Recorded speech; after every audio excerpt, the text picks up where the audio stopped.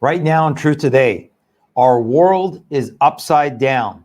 With our guest, Leo Hohmann, tonight, we're going to be discussing the travesty, the outrageous events that happened again at the Olympics with the boxing. We're going to be talking about the Israelis taking out the head of Hamas. Iran is now threatening to attack Israel aggressively. Also, we're going to be talking about more Muslim refugees coming to the United States, record numbers, all of that and more on Truth Today with our guest, Leo Hohmann, right now.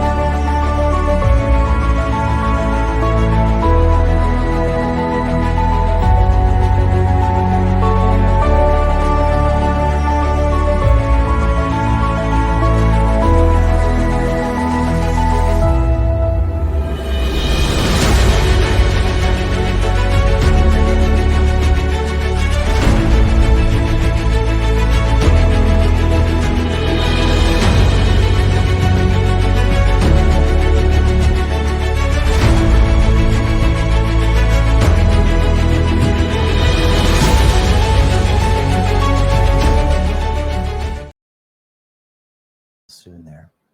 All right, folks. Thank you for joining us tonight on Truth Today. We're live in studio. This is Pastor Sharam Hadian with Truth and Love Ministry. We're so glad you can be with us on the program tonight.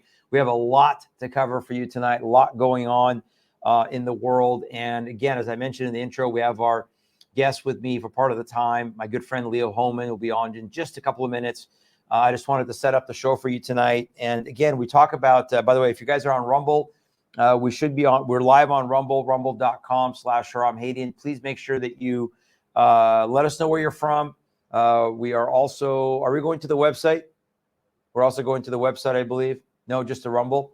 So we're just on Rumble tonight. So hopefully if you guys don't see us on the website, go over to Rumble, but you can't hear me, so it doesn't really matter. I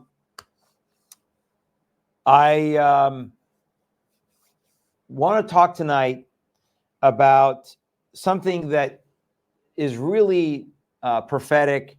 I think it's prophetic, but it's also something that has been throughout the history of the world since the fall of man.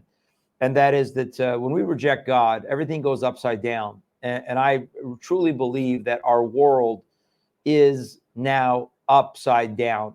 This was the title of our show tonight. Our world is upside down. We are messed up. We're truly messed up. Good has been made evil. Evil has been made good. And we see so many things now. Of course, last week I covered, earlier this week on Tuesday, I should say, I covered all the debauchery and the demonic imagery at the Olympics.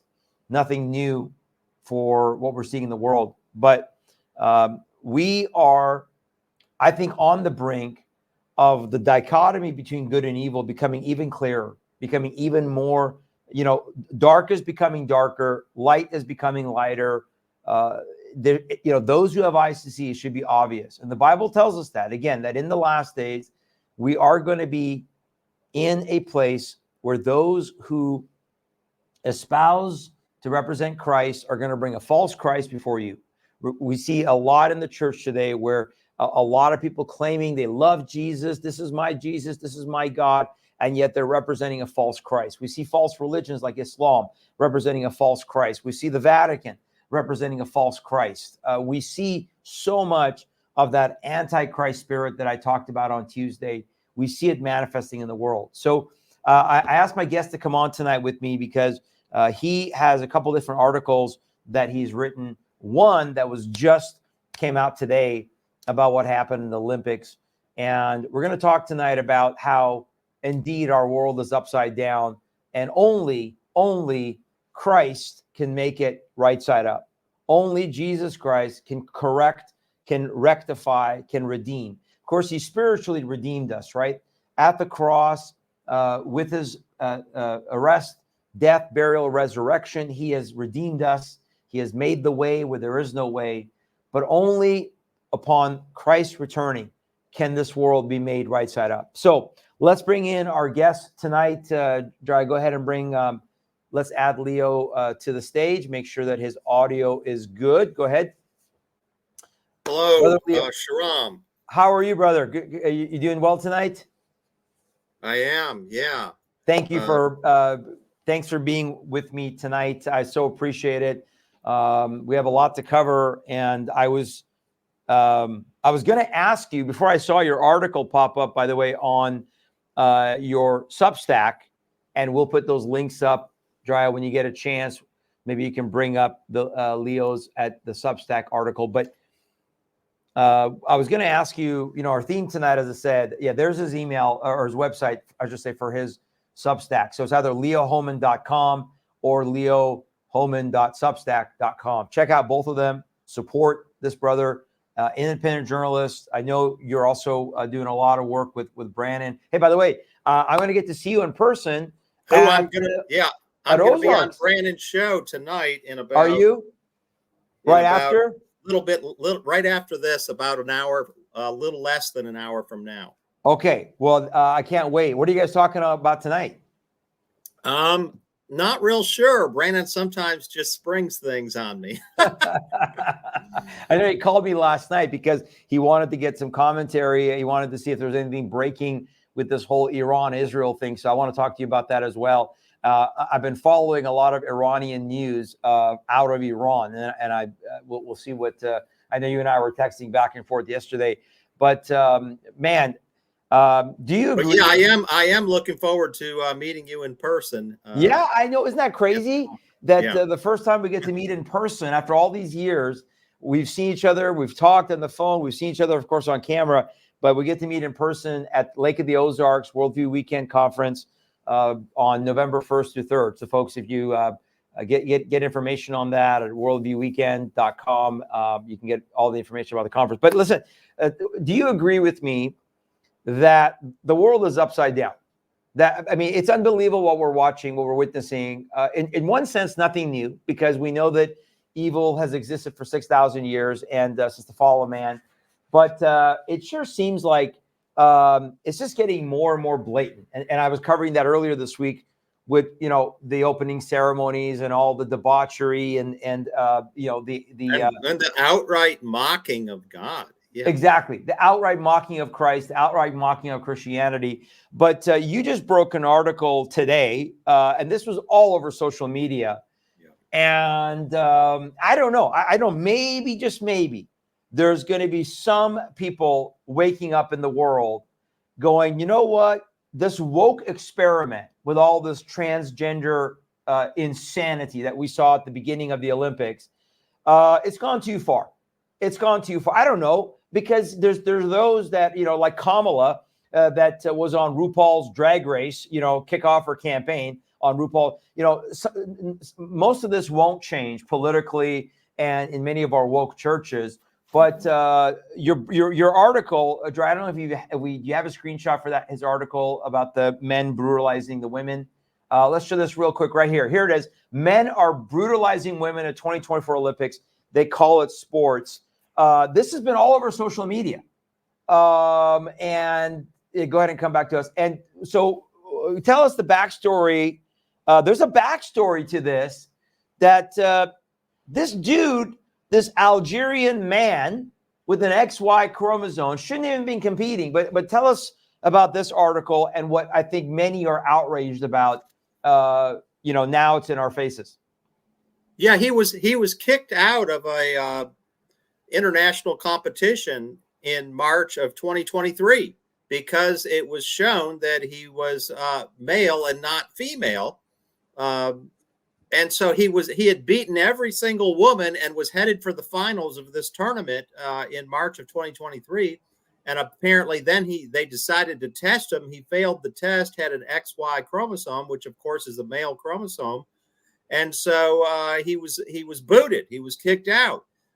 Now he shows up in the Olympics, and there's some of the same international boxing Federation people and running the Olympics, and they're allowing him to fight. And he only took 46 seconds in the ring with a woman today in Paris. This poor woman, an Italian woman, last name Carini, I don't remember her first name. Angela. It's in the article. What was it? Angela Carini, right, of Italy. The poor thing lasted 46 seconds before she had to quit the bout because he was just pummeling her. Okay. And then when the referee raises the hand of the man as victorious in this supposedly female boxing match, she basically just broke down, melted down into tears, and was totally humiliated. It was unbelievable to watch. It was almost one of those things where you're like, is this fake? Am I really seeing what I think I'm seeing here? Right. I mean, and we've had people like Mike Tyson weigh in and say, you know what? I'll take this guy on. He's like 50, he's 58 years old now, Mike Tyson. I'm sure he would make quick work of this little whippersnapper guy from Algeria. Muslim guy. And he said he's going to donate the money if the guy would take him up on it. I'm sure he won't, to women's battered women's shelters. But the side point to this article that is in my leohohmann.com version of the same story, I think you pulled up the Substack. There's one angle I added to my other version of the story on my other website, leohohmann.com. And that is, Shahram, being that this gentleman, I use that term loosely, is from Algeria, chances are he's Muslim. Right. At least culturally Muslim, if not observant. And as you know, in that culture, it is acceptable to dominate and brutalize women. Right.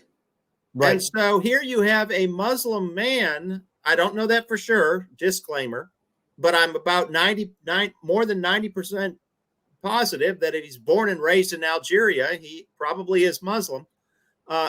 His name sounds Muslim. Brutalizing this Christian woman, at least from a Christian country of Italy. And so think about that, folks. What is the message there? And so, you're right. This thing has gone viral all over the internet today. I'm hoping that there'll be so much backlash that this guy will have to forfeit his medal, but that remains to be seen. Well, again, just for folks who are joining us, you may or may not have followed the story because, like many of us, Leo, we've shut off the Olympics because it was just a disgrace with the opening ceremonies and the mockery of Christ and the golden. And I covered that all on my Tuesday show. The golden calf and the rider on the pale horse. I mean, it's totally unbelievable. Pagan. Totally pagan and completely setting up the Antichrist spirit. I mean, they're not even hiding now that, hey, we're going to usher in this beast system. But again, just to be clear, the International Boxing Association, the IBA, has issued a scathing statement aimed at the International Olympic Committee, saying that, again, as you said, last year, this dude, he is a biological male. He's not even trying to be a woman from a aspect of like getting hormone therapy or having surgery or transition, like Jenner. Who's the Jenner? Bruce Jenner. Yeah. Bruce Jenner. Who became Kylie Jenner. This is a dude. This is biologically a dude. And as you said, they kicked him out of the International Boxing World Championships because of this. Now he's hitting this gal so hard. Dry, we don't have the video, right? Do we ever get a video? No. He's hitting this gal so hard. After 46 seconds, she's just rocked. And she literally said, why did you quit? She said, I quit to save my life. Yes. So as you said, this is a dude battering a woman. What happened to the Me Too movement? What happened to all these feminists who now are, bowing on the idol of this wokeness and this trans insanity, that this isn't even someone trying to be, the opposite sex. There's no doubt that this is The outrage, there should be outrage. I went after the woke Christians on Tuesday who were saying, oh, Christians shouldn't be outraged about the opening ceremonies. We shouldn't be offended because Jesus would eat with all these sinners, as if Jesus would stand there and watch them twerk and shake their private parts in your face as they were doing on that bridge on the opening ceremonies. Yes, Jesus ate with the sinners, but he called them out of their sin.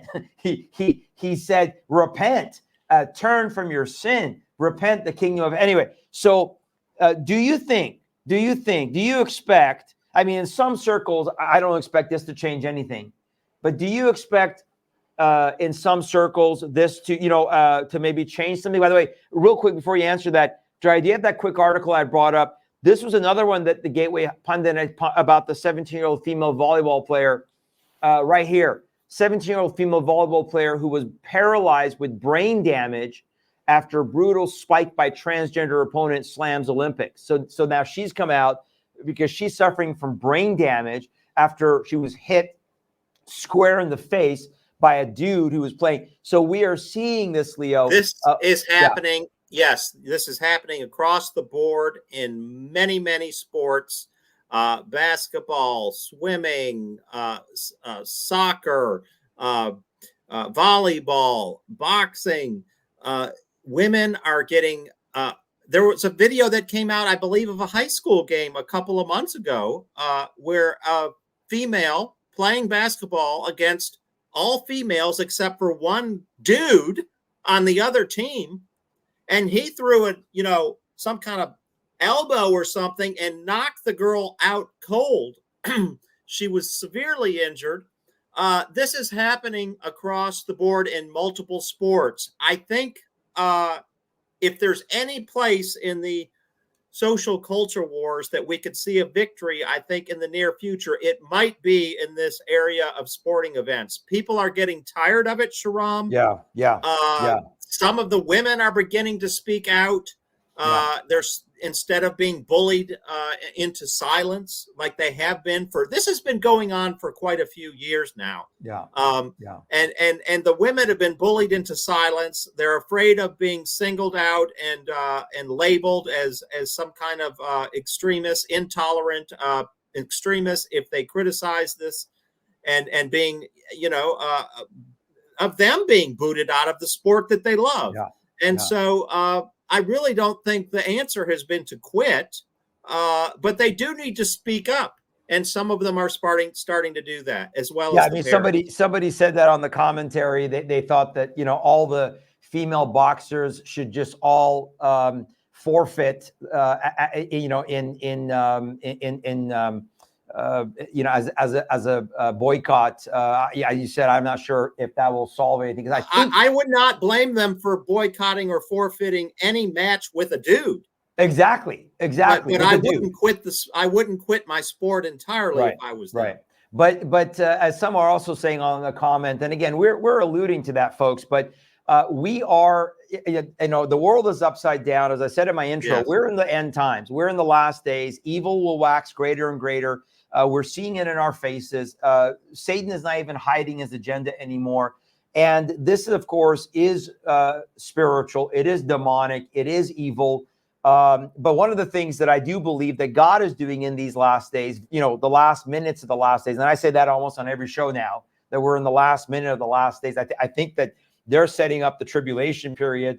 There's so many different signs that are going on that we see. We're very, very close, in my opinion. But FEMA camps in all 50 states. If that's not a sign, exactly. There you go. I don't know what is. Let that settle in. Let that settle in, folks. FEMA camps in all 50 states now.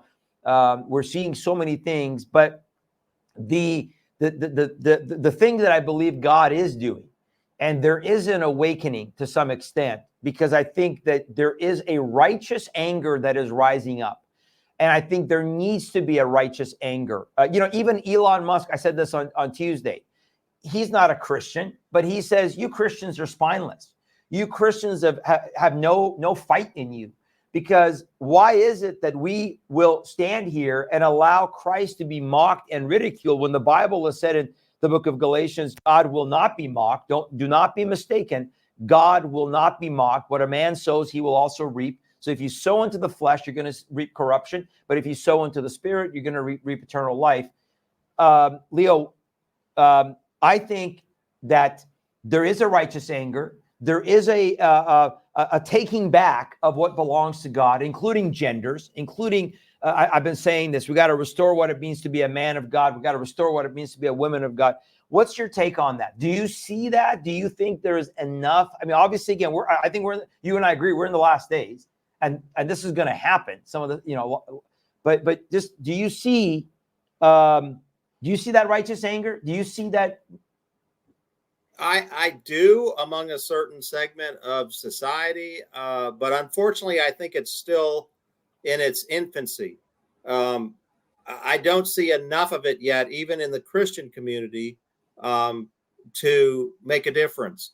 And if you look in the Bible, one of the symptoms of a society gone awry is when the men lose all fortitude and bravery and sense of chivalry and leadership.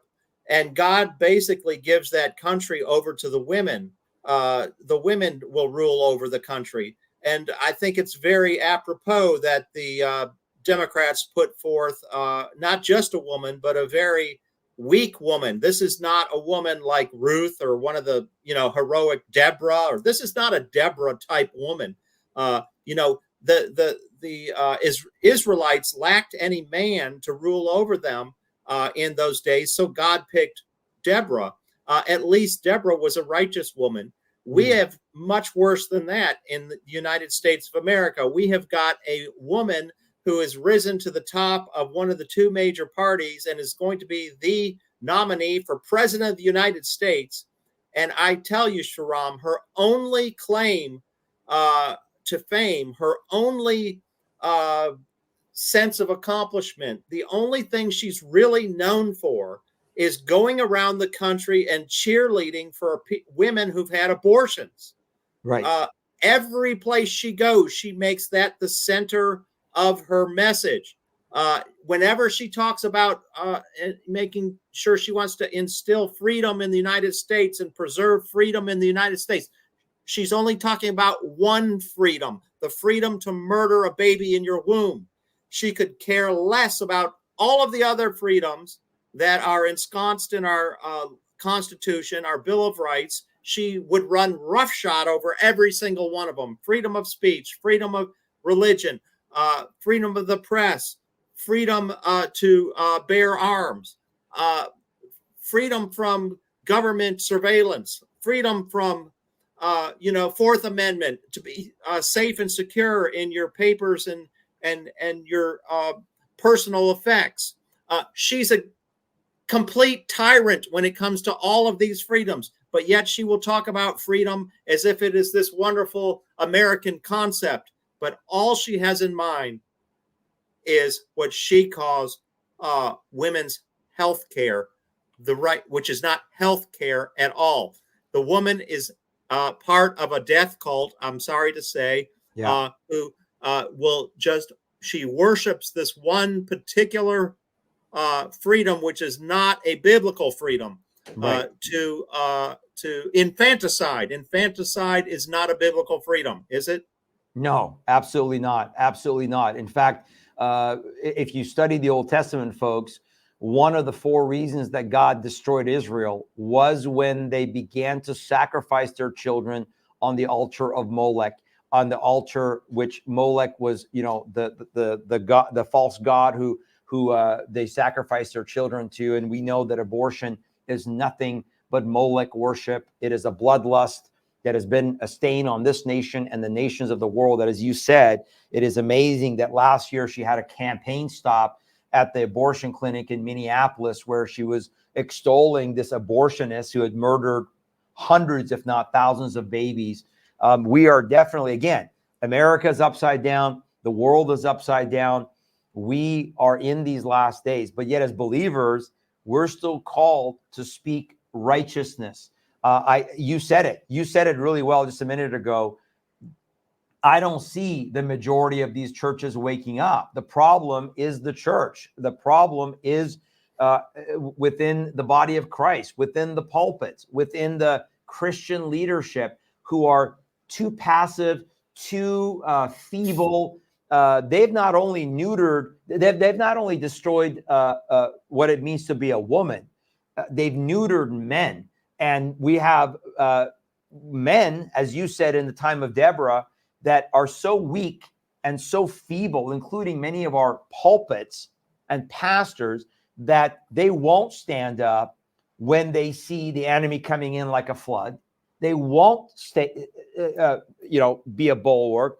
And yet I still believe that God is restoring and trying to bring about an awakening in his people, men to be like men, women to be like women, as God designed it in his kingdom plans. And of course, we know the ultimate restoration will happen upon the return of Christ. But boy, this is unbelievable. And again, I just pray that there would be righteous anger, because it's different when the dude is, swimming alongside the gal, or that's why men or women won't play men's tennis, or men won't play women's tennis, because even Serena Williams, who was, number one in the world, said that, look, if I play the men, I couldn't even beat somebody in the top 200. That's how much of a disparity there is biologically. And she is a big, powerful woman. Powerful, one of the most powerful women tennis player ever. And she, still says she could not beat anyone in the top 200 men. So that tells you a lot right there. It's the way God designed the two genders. Men are they have a more muscular body. They're larger. Even smaller men have more muscle on them than large women. I mean, that doesn't mean that there isn't some case where women can outperform men. There is. But 9 times out of 10, it's not going to be that way. And so it's not fair to cast a woman in any type of competition against a man who, all things being equal, they're both trained, all year long. They both are physically fit. They're both on the top of their game. The man is going to win more than 9 times out of 10. Yeah, exactly. And in this case, the world saw it firsthand. I watched the video of the other guy. There's one other guy who's Asian. I can't remember his name right now, who is also transgender, who identifies as a woman. I was watching a match where he was pummeling this gal. I mean, her face was bloated and her eyes were puffy, and she's wearing a headgear. This was amateur boxing, and she's wearing a headgear, but her face was just pummeled because she's trying her best to stay up with this guy. And in fact, it could have been the same guy. You know what? Now I think about it, I think she was this other gal. It wasn't the Italian gal. I think she was actually boxing. What was this guy's name again? Imani Khalif. This is the guy from Algeria, who more than likely, as you said, is Muslim. And yet, so I pray that there would be righteous anger. I pray that there would be boycotting. I pray that, more companies would pull out. I pray that the Olympics would go broke, man. I tell you, it's pagan anyway, but this is unbelievable. Listen, we gotta shift. I want to get your opinion, your thoughts, real quick. First of all, on the killing of the Hamas leader. This was pretty bold by Israel. They strike him. We're talking about Ismail Haniyeh. He is the political leader of Hamas.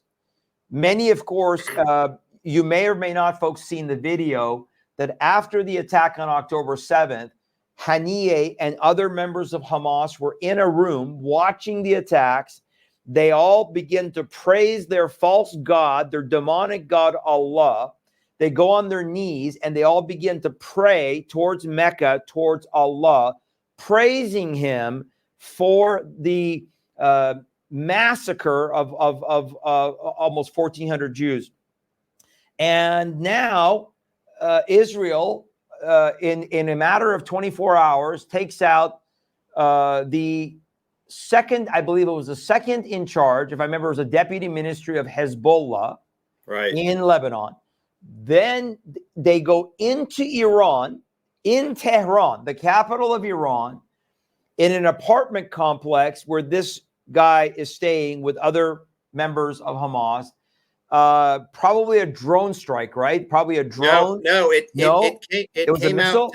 It came out today what it was. There was lots of debate. Some people were saying it was one of these drone strikes. Others were saying, it was one of Brandon's show last night, man-pad, that it could have been one of these man-pad missiles. None of that was the case. It came out today that they had planted a bomb in that guest house hotel where he was staying, and it had been planted months ago, like almost a year ago. Wow. Yeah. And so they were apparently just waiting for the opportunity to they were able to remotely detonate this bomb. I am afraid Israel is bitten off a little more than it can chew, not because it killed these particular demonic jihadists. I have no problem with that. But going into foreign capitals, doing it first in Beirut, now in Tehran, I think is humiliating, and it is so humiliating that I think it's going to unite a lot of Muslims against Israel even more than they have been. That's my fear, because in the Islamic culture, correct me if I'm wrong, Shahram, I read this yesterday, that if you have a guest into your on your turf, you are supposed to protect him. Mm-hmm. And if he gets hurt or killed in some way, that blood is like a dishonor on your name, and very, very something to be very humiliated about. And so, that's the case really in all cultures to one extent or another, but more so really even in that part of the world. So I'm glad Israel has eliminated these guys. I'm just a little concerned that reaching out into foreign capitals and doing it might create more blowback than is necessary. No, I agree with you. Again, as I said, very brazen. It's almost like, in the book of Ezekiel, when it talks about that God will put a hook in the mouth of these nations that are going to come against Israel. It almost seems like we're kind of seeing that type of situation because really right now, under this administration in the United States and globally, Israel is on its own. Would you agree? I mean, the UK has said that they're not going to be selling arms to Israel, but Israel is Lloyd Austin came out yesterday and said, the Secretary of Defense for the United States, Lloyd Austin, came out yesterday and said that the United States will stand behind Israel and help defend Israel if it comes under attack. Now, that sounds good, but I'm a little bit concerned or worried that the U.S. could double cross Israel, say something like that, okay, which would do what? It would embolden Israel to go ahead with its most aggressive response to this Hezbollah rocket attack that killed 12 Druze children in the Golan Heights a couple of days ago. Okay, so they've got this incident. I think if they get that type of comment publicly from the American government, they could get a false sense of security that the U.S. will have its back, and then the Biden administration is cagey and unreliable as they are as an ally, could pull that support at the last minute, and then Israel's left hanging high and dry. Agreed. Absolutely agreed with that. And of course, folks, the supreme leader of Iran, Khomeini, not the president-elect. They inaugurated the new president. That's what apparently Haniyeh was in Iran for. He was in for the inauguration, but. Leo, what I'm hearing, of course, there is a dichotomy in Iran, right? Because in almost every major city, they had protests against the killing of Hania. These are, in my opinion, the paid protesters that the regime pays. Then you had Iranians going on social media where they could get the message out and saying, hey, we stand with Israel. We are glad that Israel took out Haniyeh. We're glad that they want Israel to take out Khomeini. They want Israel to, they're glad that Raisi was taken out. And I still believe that there may have been an inside job there. I'm still not sure that there may have not been an element within Iran that was a part of that helicopter going down. But regardless of that, this is certainly, again, escalation. Things are ramping up. Yes. You have this past week, I covered on Tuesday, Erdogan says we must invade Israel. So this is, you said it in your text to me, potentially again, World War III. Things are heating up in Ukraine. Give us a quick update on that. What was your sense on that as well? Well, the F-16s have finally arrived in Ukraine this week. So it'll be interesting to see what happens with those. I don't expect them to be a game changer whatsoever. I don't believe they're going to have any significant military impact on the trajectory of this war, which has been completely in the favor of Russia over the last 12 months at least. Right. Russia could take over the whole country if it wanted to.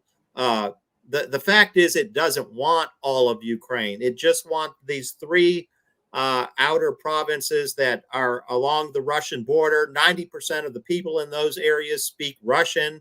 They had come under attack by the Ukrainians. They had been shelling these people for years. And so finally, Putin had enough. That combined with the fact that Ukraine was on a trajectory to join NATO, which is one of Russia's red lines. They've been saying since the early 2000s, we cannot accept a Ukrainian membership in NATO. So not only does the United States put Ukraine on a trajectory to join NATO, but they arm and train Ukraine's army to attack Russians in these Donbass and a couple of other areas there. And so, of course, Putin's going to go in. And so I laugh every time I hear the Western media refer to it as Russia's war against Ukraine or Putin's war against Ukraine. No, this is NATO's war against Putin. And so it's completely, again, flipped inverse. It's an inverse of the truth, is the propaganda machine. Have you ever heard of this? There's a medical situation. I actually got this thought yesterday. There's a medical situation where somebody is in a medically induced coma. We've all known people or whose family members have come into this situation. It may have happened to some people we actually know and they get out of the coma, but it's a medically induced coma. The problem with America right now, Shahram, is we have too many Americans who are in a propaganda-induced coma. Right. They're walking around like zombies. They get little bits of information here and there from the corporate media, which is complete inverse of the truth. And then they want to tell you that they know what's going on, and they'll actually argue with you, some of them. And so I'm just tired of these type of people who are in this propaganda-induced coma, zombies walking around illiterate in terms of what's going on in the world. Many of them, sadly, are Christians. And, they're the type who are going to put the Ukrainian flag on their profile picture on Facebook when they don't know the situation. But this war has been won by Russia. They're just maintaining the land that they have. They're not really even trying to gain much new territory because they don't want it. And so it's sort of in a stalemate. They're inviting the Ukrainians basically to attack them, and then they wipe them out. Okay, 500,000 Ukrainian men have been killed. If you listen to the fake news media, they flip it around. They say 500,000 Russians have been killed in this war, and only about 100,000, if that, Ukrainians. It's actually the opposite. And so now we have the F-16 fighter jets injected into this theater. There's only, I think, less than a dozen of them. It's not a large number. But the problem here, Sharam, is the F-16 fighter jet is nuclear capable. Wow. And so if one of these jets is caught in Russian airspace, it is going to be eliminated immediately. And the other big question is, are these jets going to take off entirely from Ukrainian soil, or will some of them take off from superior airstrips in Germany or Poland or Romania or some other NATO country? If that's the case, because I'm told these F-16s, they're sort of older. They're one of our older model fighter jets. They're not like the latest model, and they require a long, smooth runway. Well, there's not a lot of long, smooth runways left in Ukraine. So if they end up having to take off from a NATO member state, then that makes that NATO member country a combatant in this war.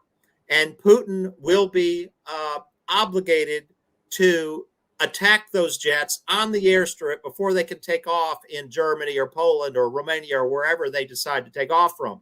That is the big question and thing to watch for coming up, because we know that it's not going to make a big difference in the trajectory of the war. Could it be that NATO is trying to bait Putin into an attack on a NATO member state? That's what it could turn out to be if these F-16s start taking off from NATO countries. That's an excellent point. Excellent point that, again, first of all, excellent point that, we're in this propaganda war and the comatose. It's kind of like when you and I would talk about kind of COVID brain. We talked about during COVID, where it was like people were in this propaganda fog and they just couldn't think clearly. The other day I was painting. We were using some polyurethane, and I had to get literally one of those masks that have the filters on the side, and because the smell is so strong. If anybody's ever used polyurethane, I just by taking off the mask, I could just smell it versus the filters, right? And yet somebody said to me, because I initially thought, well, maybe I could just go get one of those N95. That's that will do nothing. That will do nothing for the polyurethane particles going to go through that. And I thought, wow, here you have an N95 mask, a polyurethane, which is much, much, much larger particles than a virus. But yet people couldn't think. They can't think straight. They can't think straight. And they can't think critically either. And they can't think critically. And that's exactly the point, right? The point is that we want to dumb down people. This is part of, and of course the Bible addresses this. God said that when people are no longer lovers of the truth, he will send upon them a delusion. And that's really what we're talking about. We're talking about the fog, the delusion spiritually that is upon humanity and so much of America and so much, as you said, upon the church. So we got to keep an eye on this. Pray that, again, God would not allow Satan to provoke before the time is ready for these events to happen. Of course, in my opinion, and according to the Bible, with Iran and Israel, we know that Russia, Turkey, Iran, and other nations are going to eventually invade Israel. That's going to happen at some point, according to Gog Magog, the Ezekiel 38-39 prophecy. But boy, it sure seems like things are heating up. And it sure seems like Israel has said, no more. We're kind of done. We're all in. We're going out. And yet now with the Democrats getting all behind Kamala, and now, we have to celebrate the diversity of the potential of the first Black, Jamaican, Indian, we don't know what she is, woman to become the president. I think that's going to suck in a lot of Christians. I think it's going to suck in a lot of these woke social justice Christians, sadly. Going back to very quickly before, I want to ask you about the refugees coming in. This was shocking to me, your article, because I had not looked at for a while the level of numbers. But here what we have, what's going on in the Middle East. We have none of the Muslim countries that will open their doors to these Palestinians, which we know are just Arab in Gaza and the West Bank. We have the PLO or Fatah now forming some sort of a coalition government with Hamas. They announced that this week. So they're coming together. They're becoming unified. Do you see in this whole thing that it sure seems to me that the world is once again embracing the Muslims, protecting the Muslims? By the way, did you see this article? I don't mean to jump ship here. Dry, do you have that InfoWars? The UK. Where is that one that I sent you about the UK one? Yeah, right here. The current prime minister, it seems like the UK prime minister changes every 3 or 4 weeks. The UK prime minister calls Brits protesting murder of 3 young girls right-wing thugs and promises to keep Muslim communities safe. Go ahead and come back to me for a second. So, folks, this is in response to possibly, more than likely, a Muslim African. It came out today that they did release his name finally today. Yeah. And his parents were born in Rwanda. Right. And yeah. And so I don't know if he's Muslim or not, but he's definitely got a foreign culture there going on with his parents. But yet Rwanda is governed by majority Muslim rule. They are the majority rule there. We know the massacres that happened there. Yes. In Rwanda. Does that name sound Muslim? It does not. The Ruda Cubana does not sound Muslim, but yet it doesn't mean that he would have had to change his name if he had converted or been forced to convert. But regardless, the 17-year-old goes into a dance school during they were doing a Taylor Swift themed dance class. Kills 3 young girls, 6-year-old, 7-year-old, 9-year-old, injures 8 other children. 5 are in critical condition, stabs 2 other adults. So we're talking about 13 people he stabbed with a knife. Basically, I think it was more like a machete attack. Yeah, a machete attack.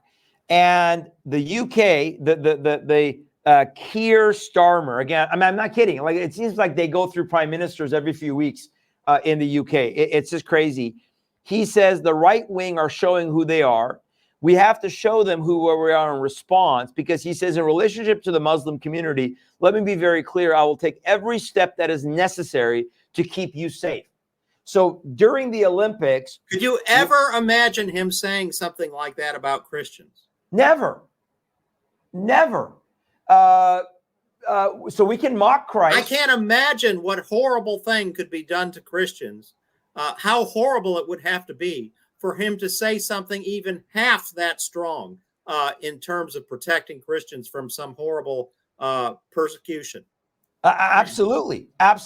Yet we have repeated stabbings and murders in the UK, in France, by Muslims. If this guy's not a Muslim, I'd be shocked. But even if he isn't, these refugees, and this leads me into your story. This leads me into the story of the refugee resettlement program, the cash cow. I did find in my research for my book, Stealth Invasion, I did find that oftentimes it's the second generation of these refugee families that is more dangerous than the original refugees. And that's what this young man was. He is the child of 2 refugees from Rwanda. Even if he's not Muslim, it's a culture that is not conducive to really assimilating into Western countries. Exactly. And here's the article. Let's bring up the article from Leo's website, Jiraiya, on this about the refugees.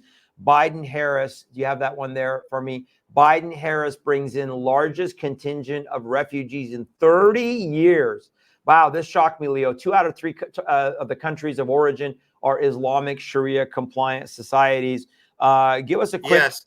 Again, you mentioned your book, Stealth Invasion. Folks, it's at Barnes and Nobles. It's at Barnes and Nobles if you want to get an excellent book on the entire scam. And it's not just a scam. It is a population replacement agenda from the United Nations that is called the U.S. Refugee Resettlement Program, billions of dollars every year, 11 major voluntary organizations called VOLAGs. They added a new one since I wrote my book. Did they? Yes, and it's called Bethany Christian Services. Oh, I've heard of them. Really? Yeah. So Bethany Christian Services is now all in for the refugee resettlement program. Yes, they are the 10th volunteer organization, or VOLAG, to contract now with the U.S. State Department.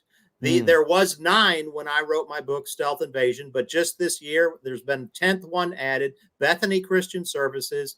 I've heard of them too. I don't know that much about them other than they are super woke. Yeah.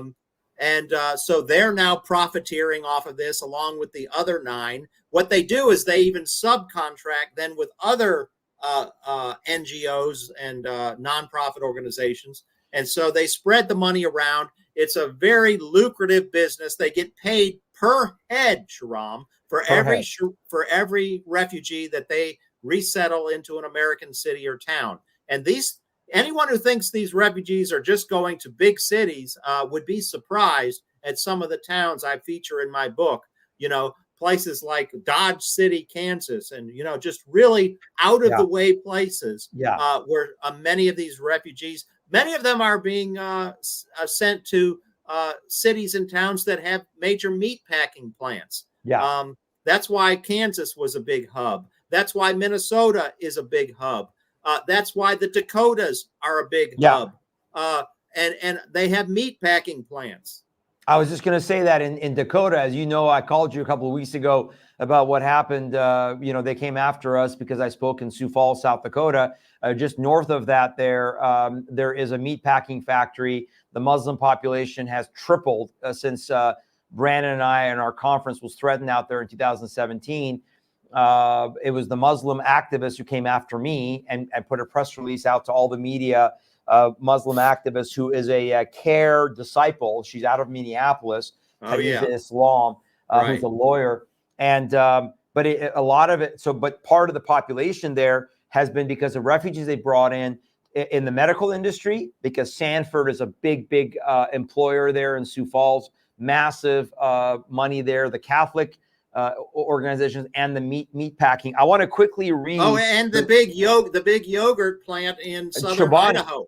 Chobani, they are staffed with 30% foreign refugees. That's right. People were shocked when I told them several years ago that Boise, Idaho, per capita, and Twin Falls were getting more refugees, particularly Muslim refugees, than any other place in America. They were shocked. Well, Idaho is this red haven. No, it's not. As you say, they're targeting small towns. They're targeting these conservative states like Missoula, Montana. Boy, I remember when I did a presentation there about the refugee resettlement, and we had massive protests from the woke university there and all their students. Let me just name a few of these in your article that are supposed to be Christian. Church World Services, World Relief, U.S. Conference of Catholic Bishops, Lutheran Immigration and Refugee Services, Episcopal Migration Ministries, and Hebrew Immigrant Aid Society. And now we add Bethany Christian Services to the list. The one, of course, is Jewish, the highest Hebrew Immigrant Aid Society. That's true. But the others are supposedly Christian. The World Relief is an arm of the National Association of Evangelicals. Yes, which is a increasingly left-wing evangelical national organization. And all of the head leadership of these organizations, many of these organizations are getting 70, 80, 90%. I think in the U.S. Conference of Catholic Bishops, it was something, if I remember years ago, I think it's in your book, it was like 98% of their funding is coming from tax dollars. So they're not doing it because of Christian charity. Right. And an important thing to add too, when these 10 VOLAG agencies, volunteer agencies, signed the contract with the U.S. State Department, there is a clause in there they must agree to, which forbids them from proselytizing to any refugees. They cannot spread. So if any of them say we're doing this as a missionary work, we're evangelizing the Muslims, no, that's a lie. It's right there in black and white in the contract. I researched it. It's in my book. Nobody has ever been able to contradict it.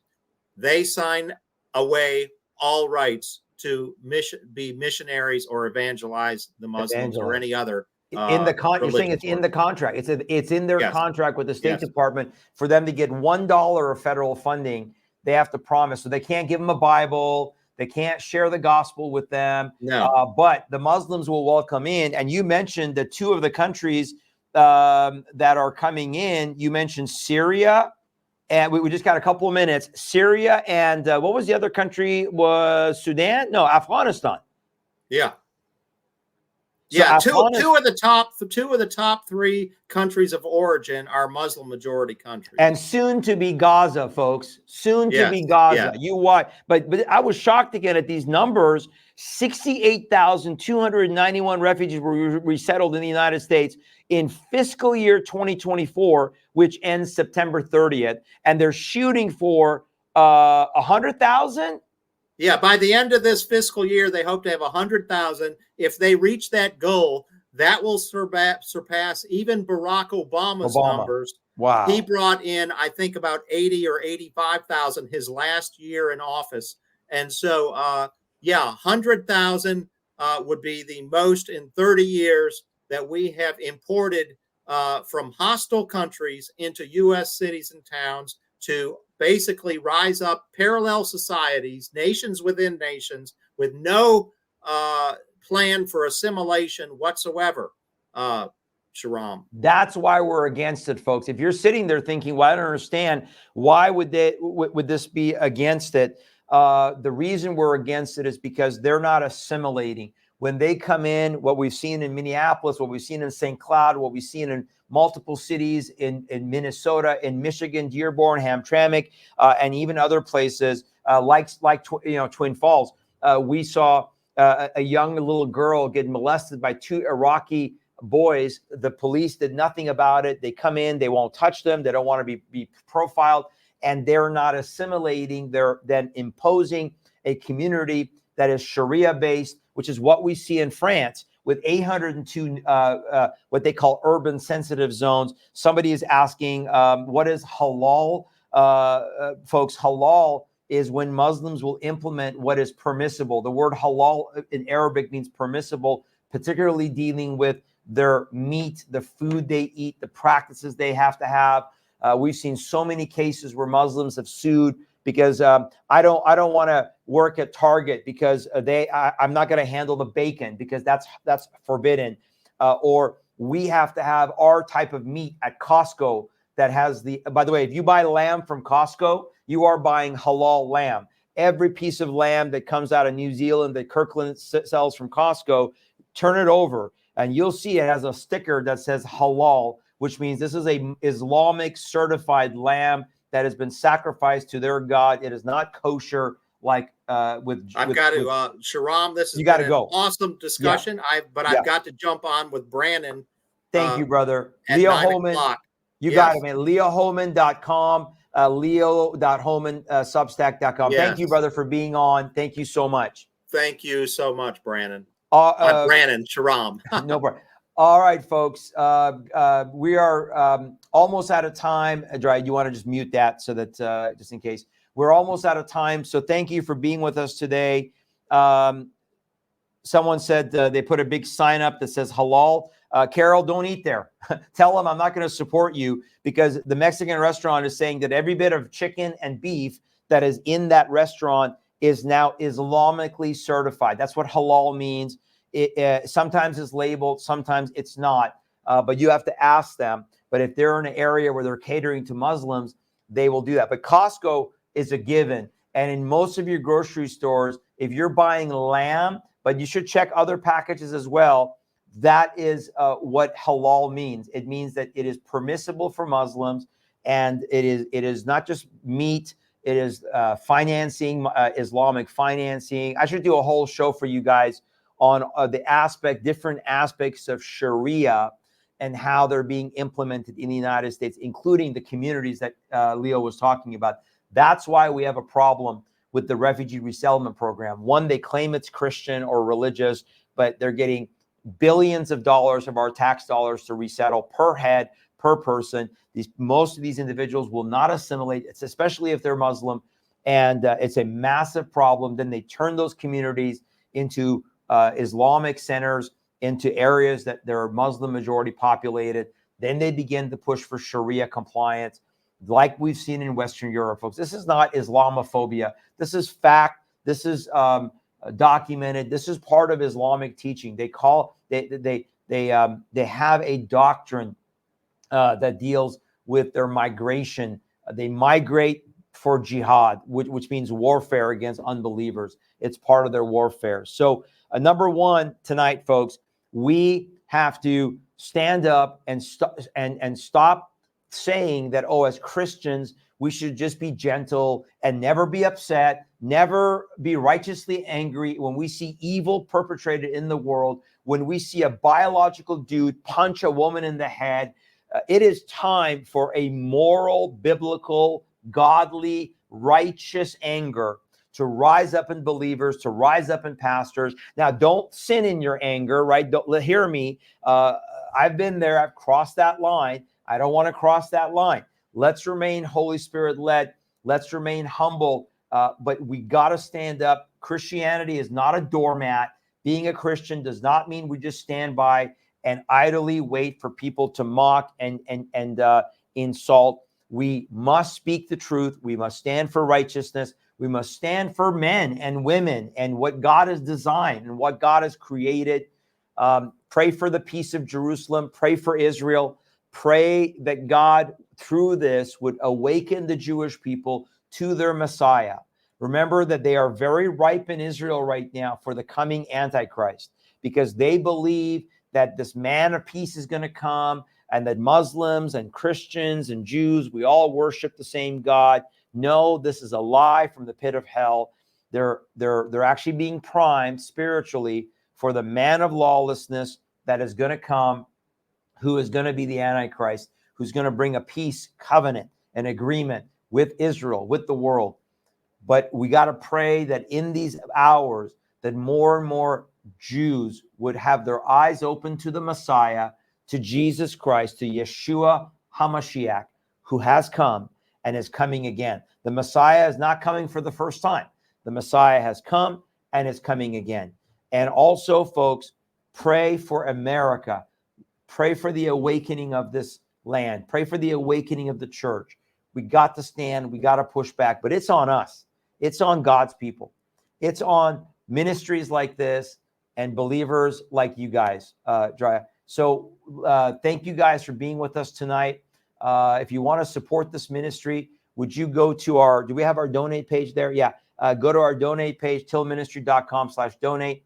Please prayerfully consider a one-time donation, either online or if you want to mail in a check. It is on the ministry website there on the donate page, our P.O. Box in Maryville, Tennessee. Just please make out a check to TIL, or Truth in Love. Every dollar counts to keeping us on the air, to keeping this ministry going. We travel, we speak. I'm going to be back in Minnesota for a week in August at the end of this month, from the 21st to the 28th. We'll get that up on our calendar here very soon. If you're in Minnesota, check out our events calendar. I'm going to be in St. Cloud, Alexandria, Brainerd, possibly